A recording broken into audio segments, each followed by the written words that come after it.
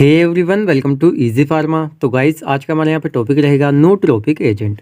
अब देखिए, नूट्रोपिक एजेंट हमारे क्या होते हैं, फुल डिटेल में इनको यहाँ पे हम डिस्कस करने वाले हैं। तो जैसे कि सब्जेक्ट हमारे यहाँ पे चला था pharmacology D pharma second year का अकॉर्डिंग टू न्यू सिलेबस। तो फोर्थ यूनिट हमने आपके यहाँ पे स्टार्ट की थी drug acting on central nervous system. तो देखिए, इसमें कौन कौन सी कैटेगरीज जो पहले हम डिस्कस कर चुके हैं। लास्ट हमारे वीडियो लेक्चर यहाँ पर रहा था एंटी साइकोटिक ड्रग। तो फुल डिटेल में यहाँ पे हमने इसको डिस्कस किया था। तो जितने हमारे वीडियो लेक्चर जो हमने यहाँ पे डिस्कस किए हैं, इन सभी की लिंक आपको डिस्क्रिप्शन बॉक्स में मिल जाएगी। तो आप चाहे तो इनको इजीली वॉच कर सकते हैं। आज का हमारे यहाँ पे टॉपिक रहेगा नूट्रोपिक एजेंट। तो चलिए इसको फुल डिटेल में यहाँ पे हम डिस्कस कर लेते हैं। आप सोच रहे होंगे सर, इतने लेट वीडियो लेक्चर अपलोड क्यों हो रहे हैं। पहले क्या होता था, रेगुलर हम आपको 2 से 3 वीडियो लेक्चर देते थे, रेगुलर अपलोड होते थे। लेकिन इस टाइम क्या हो रहा है कि आपको वीडियो लेक्चर काफ़ी लेट मिल रहा है, वो भी इक्का दुक्का कभी कभी मिल रहा है। तो देखिए, इसका सीधा रीज़न ये है क्योंकि हमारी जो अपनी पर्सनल पढ़ाई है, अपनी स्टडी पर भी हमें ध्यान देना होता है।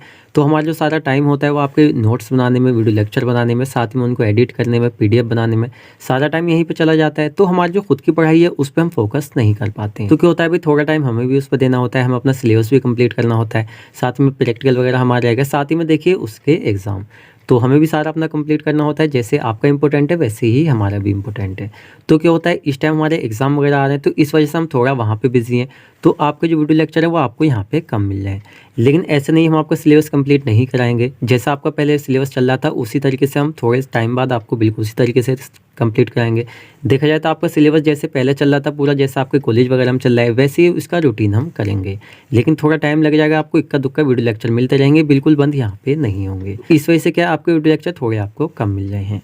तो चलिए देख लेते हैं यहाँ पे नूट्रोपिक एजेंट्स हमारे क्या होते हैं। लेकिन नूट्रोपिक एजेंट, इनको फिलहाल हिंदी में भी यहाँ पे हम नूट्रोपिक एजेंट यानी कारक कहते हैं। अच्छा, इनको स्मार्ट ड्रग के नाम से भी हम जानते हैं। किस वजह से जानते हैं, चलिए यहाँ पे हम देख लेते हैं। तो जर्नल देखिए क्या होता है हमारा नूट्रोपिक ड्रग। तो देखा जाए तो हमारी एक न्यू कैटेगरी है। तो चलिए इसको 2 पार्ट्स में अगर हम डिवाइड करें नूट्रोपिक ड्रग को, तो फर्स्ट होता है यहाँ पे हमारा नोस, जिसका मीन्स होता है माइंड। माइंड क्या होता है आप सभी जानते हैं। साथ में यहाँ पे ट्रोपिन, एक तरह से इसका मीन्स होता है यहाँ पे चेंज। यानी सीधा सीधा अगर हम इसको देखें तो एक तरह से नूट्रोपिक ड्रग हमारी ऐसे एजेंट्स, ऐसी ड्रग, ऐसी मेडिकेशन, दवाइयाँ हमारी होती हैं जो एक तरह से माइंड को चेंज करने का वर्क करती हैं। सीधा सीधा हम कहें तो एक तरह से मेमोरी इन्हांसर भी हम इनको कह सकते हैं।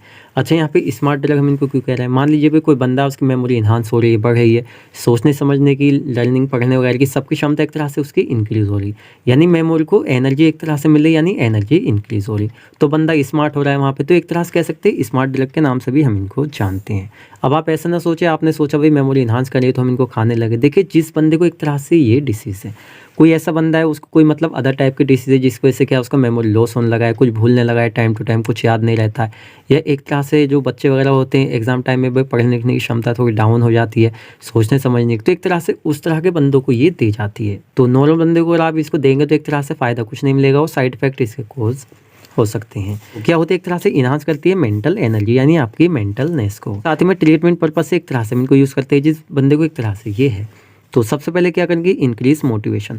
आपकी जो एक तरह से भाई मेंटलनेस है आपकी, यानी मेंटली आप अच्छे हो रहे हैं, आपको एनर्जी मिल रही है, तो एक तरह से आपको मोटिवेशन मिलेगा। आप अच्छा सोचेंगे, हेल्दी रहेंगे, एक तरह से आपका माइंड अच्छी तरीके से वर्क करेगा, तो आप मोटिव रहेंगे। एक तरह से किसी भी चीज़ को आप देख रहे हैं, सीख रहे हैं, तो आप इजीली वहाँ पे सीख सकते हैं। साथ ही में लर्निंग एबिलिटी, आपकी मेमोरी इन्हांसिंग अच्छी है, तो एक तरह से आपकी पढ़ने की एबिलिटी इंक्रीज होगी। आई थिंक आपको पता चला होगा नूट्रोपिक एजेंट्स हमारी क्या होती है, यानी एक तरह से मेमोरी को इन्हांस करने का वर्क करती हैं। तो चलिए फर्स्ट यहाँ पे हम देख लेते हैं इसकी डेफिनेशन। तो इसको पॉइंट टू पॉइंट यहाँ पे हम देखने वाले हैं। Nootropic are a new class of psychotherapeutic agent which facilitate the learning and enhance memory retention.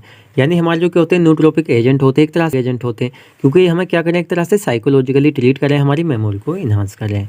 Which facilitate, जो एक तरह से क्या करें, भी सुविधा देने का वर्क कर रहे हैं। किस चीज़ की, लर्निंग, यानी क्या करें, जब हम नूट्रोपिक एजेंट का यूज़ कर रहे हैं, हमारी जो मेमोरी यानी मेमोरी रिटेंशन, हमारी जो स्मृति है, मेमोरी है, वो इन्हांस हो रही है, इंक्रीज़ हो रही है, यानी इंप्रूव हो रही है। तो उससे एक तरह से हमारे फैसिलिटेट क्या मिले, सुविधा मिल रही है हमें यहाँ पे लर्निंग एबिलिटी, पढ़ने लिखने की क्षमता, वो भी एक तरह से यहाँ पे इंक्रीज़ हो सकती है। लर्निंग यहाँ पे ओनली एग्जाम्पल इजने, एक तरह से हम भाई अपनी मेमोरी से वर्क कर रहे हैं, वो एक तरह से कह सकते हैं सोचने समझने की क्षमता सभी यहाँ पे इंक्रीज़ हो रही है। नेक्स्ट यहाँ पर हम देख लेते हैं, दीज एजेंट्स कैन ओवरकम और reduce cognitive decline in old age patients and in some disease condition. यानी सीधे हम कह सकते हैं कुछ हमारी डिसीज़ कंडीशन ऐसी होती है जिसमें एक तरह से हमारी जो मेमोरी वो एक तरह से भी क्या होता है उसका लॉस होने लगता है, तो उस कंडीशन हमारी बहुत ही अच्छी यहाँ पे है। साथ ही हमारे जो ओल्ड एज पेशेंट होते हैं क्या होता है जब ओल्ड एज वगैरह होती है तो उसमें क्या होता है कोग्निटिव डिसलाइन, यानी ज्ञान संबंधी जो है वहाँ पे एक तरह से गिरावट आने लगती है, मेमोरी एक तरह से वहाँ पे थोड़ी मतलब सोचने समझने क्षमता हमारी कम होने लगती है, तो उसमें एक तरह से हमारी ये ड्रग इफेक्टिव होती है। नेक्स्ट हम देख लेते हैं they prevent the disruption of memory consolidation by hypoxia.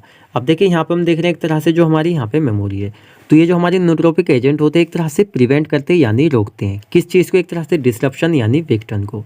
अभी विघटन किस चीज़ से हो रहा है, जो हमारी कुछ यहाँ पे डिसीज़ वगैरह होती है उनकी वजह से, जैसे हमारी मेमोरी थोड़ी सी मतलब कह सकते हैं मतलब स्लो हो जाती है, जैसे हाइपोक्सिया डिसीज़ हो गई, साथ ही में ट्रोमा वगैरह हो गया, सीजर वगैरह हो गया, दौरे वगैरह आना, साथ ही में यहाँ पर हाइपोग्लाइसेमिया यानी ग्लूकोज का लेवल कम होना।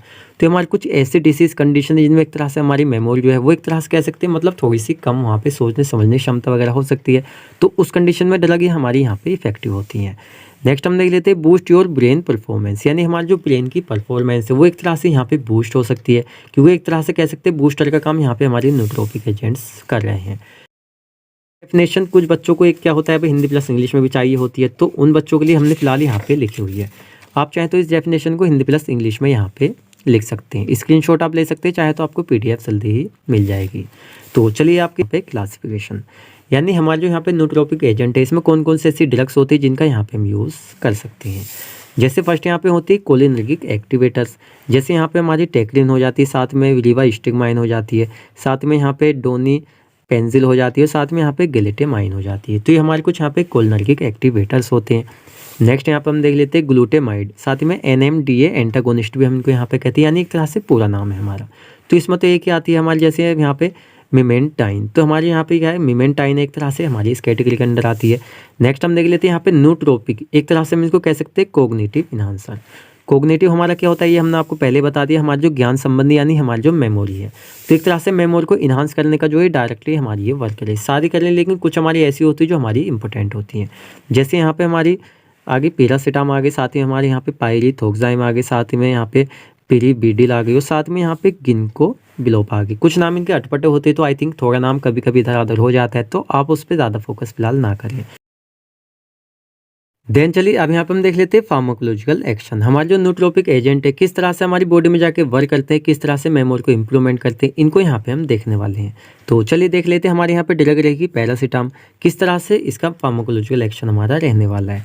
तो देखिए the exact mechanism of action of paracetamol is not clear, हमारे जो यहाँ पे पैरासीटाम हम देख रहे हैं इसका जो हमारा एग्जैक्ट मैकेनिज्म ऑफ एक्शन ये एक तरह से अभी तक क्लियर नहीं हुआ है, लेकिन कुछ रिसर्च वगैरह के हिसाब से फिलहाल हम इसको यहाँ पे डिटेल में देखने वाले हैं। तो चलिए देख लेते हैं। तो देखिए क्या कुछ पॉइंट हमारे यहाँ पे रहने वाले हैं, जैसे कि through its has been propose to enhance energy utilization, यानी हमारे यहाँ पे जो पैरासीटाम है एक तरह से क्या करती है यहाँ पे इन्हांस कर देती है एनर्जी को, जो हमारी मेमोरी की एनर्जी एक तरह से उसको इन्हांस कर देती है, जिससे एक तरह से लर्निंग एबिलिटी एक तरह से हमारे सोचने समझने की क्षमता है वो वहाँ पे इंक्रीज हो जाती है। साथ में increase resistance to adverse cellular changes induced by anoxia. तो देखिए क्या होता है एनोक्सिया डिसीज़ होती है जिसकी वजह से क्या होता है एक तरह से एडवर्स कुछ रिएक्शन हमारी मेमोरी पे देखने को मिलते हैं, जिससे एक तरह से क्या होता है मेमोरी जो है उसमें थोड़ा सा हमारा लॉस होने लगता है, यानी सोचने समझने क्षमता एक तरह से लिखने की एबिलिटी और साथ में पढ़ने की एबिलिटी वो हमारी कम होने लगती है। तो उसको क्या करता है एक तरह से ये इंक्रीज करती है रेसिस्टेंस, इसके थ्रू एक तरह से रेसिस्टेंस उत्पन्न करके जिसकी वजह से हमारी मेमोरी वहाँ पे नॉर्मल रहेगी, एक तरह से उसमें इम्प्रूवमेंट होता रहेगा। नेक्स्ट हम देख लेते हैं इट इज़ बिलीव्ड दैट, देखिए क्या होता है ऐसा माना जाता है यहाँ पे अल्टरेशन ऑन सेंट्रल न्यूरोट्रांसमीटर, जो हमारे ब्रेन के अंदर क्या होते हैं हमारे न्यूरोट्रांसमीटर होते हैं, एक तरह से उनमें जो यहाँ पे अल्टरेशन यानी परिवर्तन में आल्सो कॉन्ट्रीब्यूट टू नोट्रोपिक एक्शन पैरासीटाम, जो पैरासीटाम का एक तरह से न्यूट्रोपिक एक्शन है जिसके लिए हम इसको ले रहे हैं उसके एक्शन को एक तरह से मतलब इंप्रूव कर सकती है, यानी योगदान दे सकती है। कौन दे सकता है, एक तरह जो परिवर्तन होते हैं यहाँ पे सेंट्रल न्यूरोट्रांसमीटर उसमें। नेक्स्ट हम देख लेते हैं it beneficial in brain disorder, तो देखिए एक चीज़ आप पहले क्लियर कर लीजिए, जैसे कि हमारी क्या है न्यूट्रोपिक ड्रग है, तो हमारा जो इसमें इसका फार्माकोलॉजिकल एक्शन है इसका एक तरह से सीधा सीधा एक ही वर्क यहाँ पर हम देखने वाले किस तरह से हमारी कुछ रेसिस्टेंट प्रोड्यूस करेंगी, कुछ हमारी एक तरह से कुछ डिसीज़ होती है उनके एडवर्स रिएक्शन को कम करेंगी, कुछ हमारे ऐसे मतलब न्यूरोट्रांसमीटर वगैरह जिसमें परिवर्तन करेंगे जिससे एक तरह से मतलब इन ड्रग का इफेक्ट अच्छा मिले, जिससे हमारी जो मेमोरी उसमें यहाँ पे इंप्रूवमेंट देखने को मिले। तो इसी को माइंड में रखते हुए आप इसका यहाँ पे फार्माकोलॉजिकल एक्शन देखें। तो एक तरह से बेनिफिशियल होती है यहाँ पे ब्रेन डिसऑर्डर में, क्योंकि देखिए क्या होता है हमारे जो ब्रेन डिसऑर्डर होते हैं एक तरह से जो ब्रेन के न्यूरोट्रांसमीटर होते हैं उन पे एक तरह से इफेक्ट करते हैं, सीधा सीधा हमारी जो मेमोरी होती है उस पर डायरेक्टली उसका इफेक्ट पड़ता है। तो हमारे जो ब्रेन एक तरह से ब्रेन से रिलेटेड डिसऑर्डर डिसीज़ बीमारियाँ हैं उनमें एक तरह से बेनिफिशियल होते हैं, उनको ट्रीट करते हैं, जिससे हमारी जो मेमोरी वो यहाँ पे इंप्रूवमेंट होती है।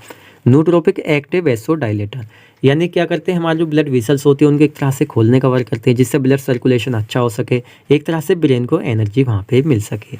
Increase blood circulation in brain यानी एक तरह से वैसोडाइलेशन करते हैं तो यहाँ पे ब्लड सर्कुलेशन इंक्रीज हो जाता है। साथ में यहाँ पे इंक्रीज या सीधा हम कह सकते हैं provide energy to the brain यानी ब्रेन को एनर्जी प्रोवाइड करते हैं। कुछ बच्चे यहाँ पे गलत फहमी है, बच्चे सोचते हैं एक तरह से हम क्या करेंगे थोड़ी सी डेफिनेशन, थोड़ी से कुछ पॉइंट क्लासिफिकेशन में लिख देंगे, कुछ पॉइंट यहाँ पे हम फार्माकोलॉजिकल एक्शन में लिख देंगे। तो देखिए आपको जो फार्माकोलॉजिकल एक्शन है, चलिए आप सारा यहाँ पे मत लिखिए, आप क्या करेंगे आप ये वाला फर्स्ट पॉइंट यहाँ पे ज़रूर लिखें, साथ ही में आप क्या करें आप इसको यहाँ से ये 4 पॉइंट लिख दें, लेकिन थोड़ा बहुत तो यहाँ पे आपको लिखना ही होगा, यानी थोड़ा सा थोड़े से ज़्यादा। देखा जाए तो आपको जो एक तरह से पूरे मार्क्स मिलते हैं वो एक तरह से आपको पॉइंट टू पॉइंट मिले, जैसे डेफिनेशन का आपको 1 मार्क्स मिल गया, क्लासिफिकेशन का आपको 2 मार्क्स मिल गया, बाकी के भी 3 हो गए, 3 आपको बचे या 2 बचे 5 नंबर में आ रहा है तो वो आपको फार्माकोलॉजिकल एक्शन मिल गए, कॉन्ट्रा इंडिकेशन इन सबके मिल जाते हैं। तो सारे पॉइंट आपके लिए ज़रूरी होते हैं। देन चलिए अब यहाँ पे हम देख लेते हैं डोज, यानी हमारे जो नूट्रोपिक एजेंट होते हैं कितनी डोज एक तरह से हम इनकी दे सकते हैं। अब देखिए हमारे जो यहाँ पे डोज लिखी हुई एक तरह से हम बुक वगैरह से हमने लिखी, एक तरह से गूगल वगैरह से हमने लिया है, लेकिन एक तरह से डिफरेंट भी हो सकती है। कोई ऐसा पेशेंट है जिसको एक तरह से ज़्यादा डोज की ज़रूरत है, बॉडी वेट और साथ ही में एज उसके हिसाब से एक तरह से डिफरेंट हो सकती हैं, लेकिन ऐसा नहीं है, सही नहीं, क्योंकि किसी इंडिविजुअल के ऊपर स्टडी की जाती है जब भी एक तरह से बुक वगैरह में लिखी जाती हैं। जैसे पैरासीटामोल को एक तरह से 0.8 से 1.6 ग्राम TDS ओरल दिन में, ओरली हम 3 टाइम इसको दे सकते हैं। और यहाँ पे साथ ही में डोन पेंजिल को हम दे सकते हैं 5 mg OD दिन में 1 बार, एटामाइन को दिन में 2 बार दे सकते हैं, यहाँ पे BD 4 mg, साथ में यहाँ पे गिनको बिलोबक हम दे सकते हैं 40 से 80 mg यानी दिन में 3 बार। अब हम देख लेते हैं यहाँ पे इसकी इंडिकेशन किस तरह से हम इनका कहाँ पे यूज़ कर सकते हैं। तो नूट्रोपिक हैव द फॉलोइंग यूजेस, ये एक तरह से फॉलोइंग है वो यहाँ पे ऊपर लिख दिया हमने, आप इसको देख लें। तो एल्जाइमर डिसीज़, अब देखिए एक तरह से हम इनका कहाँ पे यूज़ करेंगे, जहाँ पे एक तरह से मेमोरी की प्रॉब्लम है वहाँ पे हम इनका यूज़ करेंगे, जिससे एक तरह से मेमोरी को इम्प्रूव कर सकें। देखिए एल्जाइमर डिसीज़ में हम इनका यूज़ कर सकते हैं। साथ में they are used in children suffering from learning and attention deficit, एक तरह से कुछ ऐसे बच्चे जो एक तरह से याद नहीं कर पा रहे हैं और साथ में डेफिनेट यानी अटेंशन नहीं दे पा रहे हैं, तो वहाँ पे हम इनका यूज़ कर सकते हैं। में सेरिब्रल ट्रॉमा में हम इनका यूज़ कर सकते हैं। और ट्रीटमेंट ऑफ साइकाइट्रिक इलनेस, कुछ लोग ऐसे होते हैं एक तरह जो साइकाइट्रिक के पास जाते हैं, क्यों जाते हैं क्योंकि मेंटली वहाँ पे वो डिसबैलेंस होती है, तो उसमें एक तरह से हम इनका यूज़ कर सकते हैं। और हेड इंजुरी, यहाँ पे लास्ट में हम देख लेते हैं कॉन्ट्राइंडिकेशन, यानी कुछ हमारी ऐसी कंडीशन जिनके अंदर एक तरह से न्यूट्रोपिक एजेंट का हम यूज़ नहीं कर सकते, जैसे हाइपर सेंसिटिविटी में हम यूज़ नहीं कर सकते, साथ ही में प्रेगनेंसी और अदर हमारे कुछ यहाँ पे कॉन्ट्राइंडिकेशन हो सकती हैं। ये डेफिनेशन हिंदी प्लस इंग्लिश में आप चाहें तो लिख सकते हैं, वैसे हमने आपको पहले इसको बता दिया, आप चाहें तो इसको यहाँ पे लिख सकते हैं। यू बोर्ड वाले बच्चे या एक तरह से जिनको परमिशन है हिंदी प्लस इंग्लिश में लिखने की, तो आपकी जो कैटेगरी है यहाँ पे कंप्लीट हो जाती है। आई थिंक आपको पूरी ही कैटेगरी बहुत ही अच्छी तरीके से यहाँ पे समझ आई होगी। कोई भी डाउट आपका रह गया इस कैटेगरी से रिलेटेड तो आप चाहे तो कमेंट सेक्शन में पूछ सकते हैं। अब आपको वीडियो लेक्चर कैसे लगा आप कमेंट करके बताएं। तो मिलते हैं जल्दी ही आपसे नेक्स्ट वीडियो लेक्चर में।